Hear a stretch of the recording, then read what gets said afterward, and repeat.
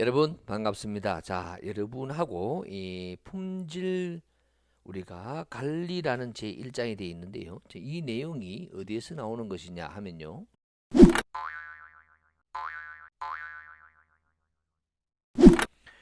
우리가 모든 기능 장애는요. 이렇게 정리합니다. 모든 우리는 산업인력공단에서 시행되어지고 있는 이 기능장이라는 시험, 지금 CBT로 다 되어 있습니다. 이 CBT 시험을 가게 되면 1번부터 60번까지 시험 문제 나오는데 일반적으로 기본적으로 55번부터 되어 있습니다. 55번부터 60번까지인데 지금 랜덤으로 움직이다 보니까요. 총 60문항 중에서 바로 6개의 문항이 되겠어요. 그럼 10%가 되죠. 이 10%의 과목이 뭐가 있느냐면 공업경영이라는 파트가 있습니다. 공업경영. 그럼 공업경영은 실질적으로 공업이라고 하는 것은 산업이라는 말이거든요. 인더스트리얼 또는 무언가를 만든다라는 말이 됩니다. 그러면 무언가를 만들었는데 매니지먼트. 그래서 경영을 어떻게 하느냐. 만들었는데 경영을 했다. 그럼 결론적으로 이것이 품질이라는 말입니다. 퀄리티가 됩니다. 퀄리티 컨트롤 또는 퀄리티 매니지먼트 이런 개념이 되어 있는데요. 우리가 품질 경영을 하라라는 것이 바로 모든 기능장을 하시는 분들은 기본적으로 품질에 대한 어떤 기본적인 내용은 10%는 알고 계셔야만 기능장으로서 어떤 의미를 가질 수 있다. 뭐 이렇게 해석을 했는 것 같습니다. 그래서 우리는 산업인력공단에서는 여기서 10문제가 10%가 출제, 즉 6문제가 출제하고 있는 건데요. 좀 웃기는 것은 뭐냐면 만약에 나는 전기 기능장이다 또는 위험물 기능장이다 또는 기계설비 기능장이다 라고 하였을 때 거기에 있는 6문제가 똑같아요. 문제 자체가. 출제 기준도 똑같고요. 문제도 똑같아요. 그러면 나는 예를 들어서 뭐 몇 회, 35회의 시험을 친다. 그러면 문제가 똑같다라는 거예요. 그래서 출제 범위가 똑같기 때문에 출제 기준이 똑같기 때문에 문제도 똑같습니다. 자, 그래서 별도로 제가 이렇게 품질에 연관되어 있는 공업 경영을 별도로 해서 아주 포켓용으로 아주 얇게 해서 여러분들이 이제는 무슨 내용이냐 바로 이 6문제를 포기하고 시험을 치라가 아니고요. 이제는 뭐냐면 6문제는 무조건 맞추고 가라 이겁니다. 그럼 매우 쉬워요. 매우 쉬운데 이걸 전문적으로 교재가 완성되어 있지 아니하고요. 지금 현재 대한민국이 그렇습니다. 그 다음에 더 안타까운 것은 이것을 가지고 동영상을 강의하시는 분들도 이거에 대한 개념이 명확하게 되어 있지 아니하다 보니까 예를 들어서 위험물이다 하면 위험물은 강의를 잘 하셔. 뭐 잘 하시는 분도 있고 못 하시는 분도 있죠. 예를 들어서 뭐 용접이다. 용접을 잘 하셔. 용접에 대한 강의를 잘 하셔요. 그런데 품질 쪽에 오는 즉 공업 경영만 오면 아이고 돌아버리겠네 이러는 거예요. 그렇기 때문에 강의가 뭐 2강, 3강 길어야 3강이에요. 그렇게 하고 나서 끝을 내버리는 겁니다. 그럼 얼마나 바보 같은 일이 벌어지느냐. 교재도 시원찮고요. 이론도 시원찮고 거기다는 문제도 그렇게 어쩔 수 없이 문제 외우고 답 외우세요 이러고 있는 거예요. 안타깝게 그런 게 지금 대한민국의 현실이 아닌가 싶습니다. 그래서 이것을 획기적으로 무조건 저는 장담합니다. 6문제 중에서요. 무조건 6문제를 다 맞출 수 있도록 해드릴게요. 그것도 여러분 지하철이나 또는 해서 계속 반복 학습만 하면요. 그 반복도 2번만 하세요. 좀 크게 하면 한 3번만 하세요. 그러면 무조건 여러분들은 합격하십니다. 무조건 6문제를 무조건 100% 맞출 수 있다라는 말씀을 드리겠습니다. 자, 그래서 뭐 여담적인 것은 이런 걸 이야기하고 이것 때문에 우리는 바로 공업경영의 교재가 나왔다라는 거죠. 그럼 강의를 한번 들어보시면 이런 거구나 이렇게 이야기할 수 있는데 물론 이렇게도 될 것 같아요. 이 강의가 맛보기라 될 수도 있을 것 같은데요. 여하튼 교재는 그대로 가는데요. 여러분 교재상으로는 3페이지 있습니다. 3페이지에. 자, 타이틀이 바로 통계적 방법의 기초다라는 내용이 나와 있어요. 강의는 최대한 길게 안 하려고 합니다. 어떻게 하느냐면 보통 한 30분 정도 강의를 하려고 합니다. 한 30분 정도 강의를 하는데 물론 그거보다 좀 줄어들 수도 있고 약간 더 늘어날 수도 있는데 그러면 25분에서 35분 정도를 강의를 해가지고 여러분에게 큰 지겨움이 없도록 한번 나아가 보도록 하겠습니다. 먼저 여기서 보시게 되면 통계적 방법의 기초에서요. 통계라는 것이 뭐냐라는 거예요. 통계라고 하는 것은 우리의 소원은 통일이라고 해서 한 곳에 모았다 이런 말입니다. 한 곳에 모아졌는 묶음입니다. 이게 바로 우리는 집단이라고 하는데 모집단이라고 하게 됩니다. 모집단. 모집단. 이 모집단인데 이 모집단이 어느 정도 제품이 좋아. 강도가 어느 정도 돼. 수명이 얼마나 돼. 길이가 얼마나 돼. 중량이 얼마나 돼. 이걸 알아야 될 거 아니에요. 그죠? 그럼 야가 이 정도 돼요 라고 하는 것을 뭐라고 하냐면 품질이 어느 정도 돼 라고 하면 품질 특성이라고 이야기합니다. 특성. 이 특성을 바로 숫자로 표시할 거예요. 그럼 특성치가 되겠죠. 특성치. 품질 특성치. 이렇게 이야기를 할 수가 있습니다. 이 특성치에 있는데요. 이 품질 특성치 숫자로 표시해야 돼요. 우리가 제품이 아무리 좋다 나쁘다라고 하더라도 어느 정도 좋은지 나쁜지를 모를 거 아니에요. 그럼 어떻게 할래요? 자, 만약에 집에 우리 집 사람이 있습니다. 집 사람은요. 우리 집 사람 키 진짜 크거든요. 라고 이야기해도 얼마나 큰지 모르죠. 그리고 우리 뭐라고 해요? 키가 얼마나 크냐면 1m 55. 예? 어떻게 성인이 1m 55가 킹 큽니까? 이렇게 이야기하잖아요. 예, 그런 거예요. 자, 그럼 이 숫자가 나오면 다 알죠. 우리 제품이 끝내줘. 얼마나 좋은데 우리 제품이 강도가 좋아. 강도. 강도가 크면 클수록 좋대. 강도가 얼만데? 55 킬로그램 퍼 센티미터 제곱. 예를 들어서 그럼 이 55가 큰지 안 큰지 어떻게 알아요? 경쟁사는 어느 정도 되는데 경쟁사는 30밖에 안 돼. 우와 진짜 좋네. 이렇게 그죠? 자, 이렇게 숫자적으로 표시를 할 거예요. 그럼 이게 품질 특성치입니다. 그럼 숫자적으로 표시하는 데는 우리는 바로 요가 있어요. 요것이 있습니다. 이것을 숫자적으로 표시하는데 계량으로 표시할 수 있어요. 그럼 그걸 계량치라고 합니다. 갑치자죠. 예, 숫자로 하긴 했는데 뭐 헤아렸다 이렇게 이야기하면 뭐라고 하느냐? 계수치라고 하겠죠. 자, 그래서 우리는 바로 시험 문제가 이런 내용이 자주 나오는 건 아닙니다만 가끔이 나와요. 그럼 계량은 뭘까요? 계산을 했는데 헤아릴 양자이고요. 계산을 했는데 숫자라는 거죠. 대표적인 뭐죠? 방금 얘기한 강도. 집사람 키가 억수로 커요. 키, 뭐 무게, 뭐 이런 거죠. 뭐 성분 이런 거.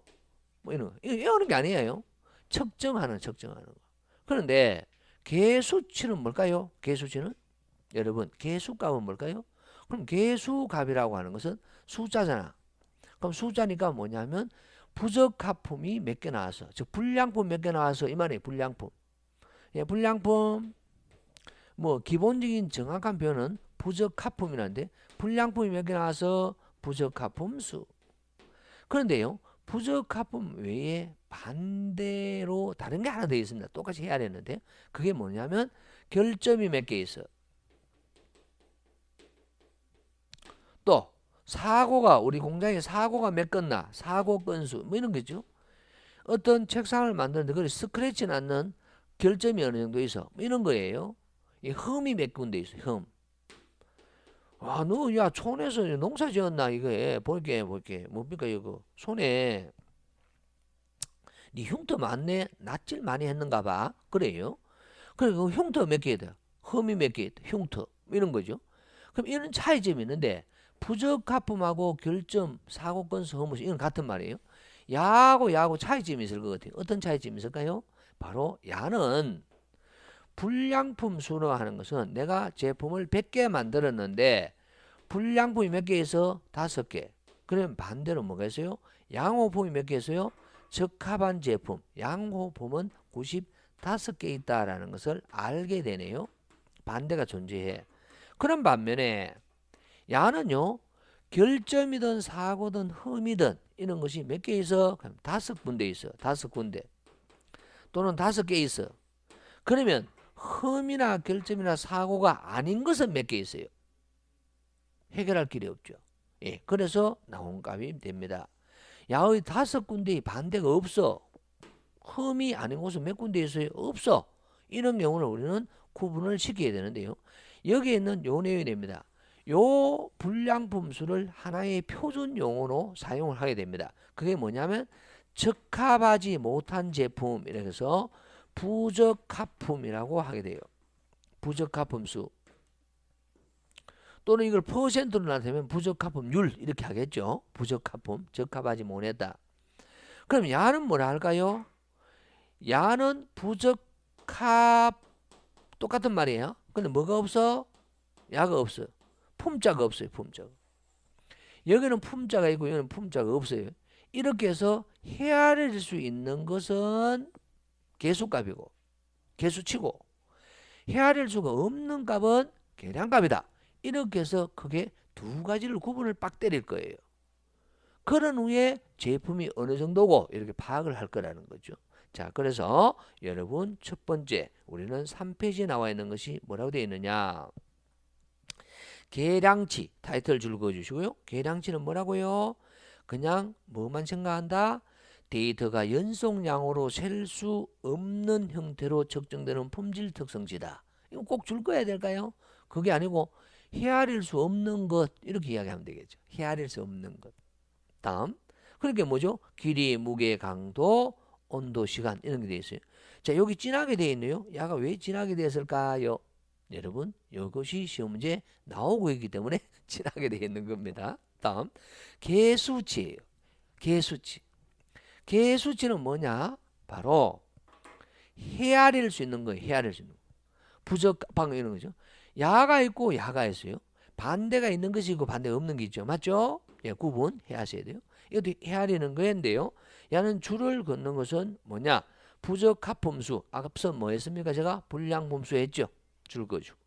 부적합수 뭐 했어요? 사고 건수, 결점수, 허무의 수, 뭐 흉터수. 얼굴에 네 점 많네, 점의 수.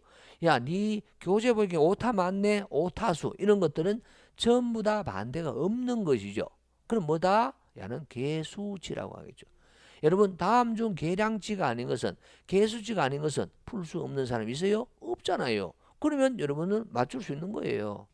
그냥 외워라 포기해라가 아니고 간단하다는 거지. 자, 되겠어요? 자, 여기에서 이상한 것이 나왔는데 줄 하나 그어 놓을까요? 뭐라 되느냐? 바로 계수치에는 분포가 초기화 분포, 이항 분포, 푸아송 분포가 있다. 줄 그어주시고. 헤아릴 수가 있는 분포는 이 세 개로 풀게 되고요. 실제 계산 문제 나옵니다. 근데 어려워요. 여러분들이 이제 계속 들어보면 별거 아니에요.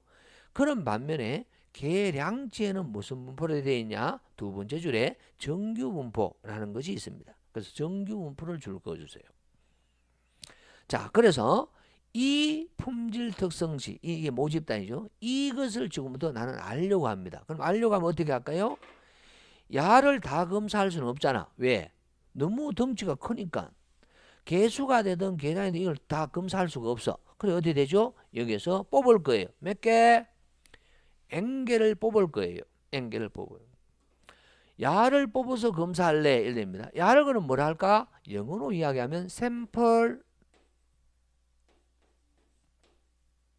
또는 시료 표본 어때요? 다 같은 말 맞아요? 같은 말이겠죠. 여기에서 N개를 뽑아서 야를 검사하려고 할 거야. 야를 알려고 할 거라.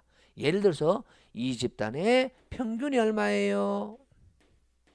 몰라. 이 집단에 얼마나 흩어져서요. 평균에서 얼마나 흩어져 이런 게 있거든. 이걸 우리는 뭐라고 하냐면 분산이라고 합니다. 어렵죠? 갑자기 어려워지고 있어요. 그런데 분산을 루트하면 뭐라고 하냐? 표준 편차라고 하게 됩니다. 자, 이것을 왜 제가 설명을 드리냐? 실제 시험 문제 안 나오면 저는 설명 안 해요. 바로 평균은 많이 들어봐서 알아. 중심이 얼마냐? 근데 회사 생활 많이 하신 분들은 표준 편차라는 용어는 좀 들어보셨을 거예요. 몰라 뭔지 몰라도 일마들 뭐 품질 부사들 뭐 표준 편차 계산고 뭐 카드인데 뭐 이러잖아요. 뭐 카드라 통신이 표준 편차. 그래서 무슨 이렇게 하세요. 분산과 표준 편차는 무엇을 의미하느냐? 얼마나 흩어졌는가? 흩어짐이에요. 흩어짐을 숫자로 표시하는 거예요. 좀 유시한 용어로 할까요? 이 흩어짐을 다른 말로 이야기하는 게 뭐냐? 산포라고 해요. 산포. 얼마나 흩어지냐 이런 뜻이에요. 뭐 산포가 한자입니까? 흩어질 산자가 이래 될 거야. 산포. 뭐 이런 이야기 하죠. 흩어짐. 이런 건데요. 물론 한자 시간도 이렇게 몰라야 되는데요. 하여튼 얼마나 흩어졌냐 이런 뜻이 되는 거예요. 그래서 얼마나 흩어졌는데 왜 헷갈리고 이게 두 개나 있어? 사용 용도가 다르기 때문에 두 개가 있는 거예요. 그럼 차이점이 뭐냐? 무조건 분산을 누떠 하면 누떠라 하는 게 뭐죠? 제곱근이라 합니다. 제곱근. 다 적어드립니다. 여러분 기초가 없는 걸로 하고 누떠 제곱근 또는 평방근이라 해요. 이 누떠에 있는 걸 표준변차래요. 그러면 야를 뭐 하면요? 야를 제곱하면 분산되겠죠. 그죠? 이 세 개를 나는 알려고 할 거야. 이 세 개를 알려고 하는데 여기서는 그러면 어떻게 하면 될까요? 이 앵겔 뽑아서 뭘 구하면 되죠? 평균 구해야 되겠지. 네? 다음 뭐 구해야 된다? 분산 구해야 되겠지. 다음 표준 편차를 구해야 될 거야. 이런 말이에요. 그럼 야의 색깔을 얘가 파란색으로 할게요. 평균 분산 표준 편차를 구하면 여기에 있는 뭐다? 평균 분산 표준 편차를 알 수 있을 거야. 맞죠?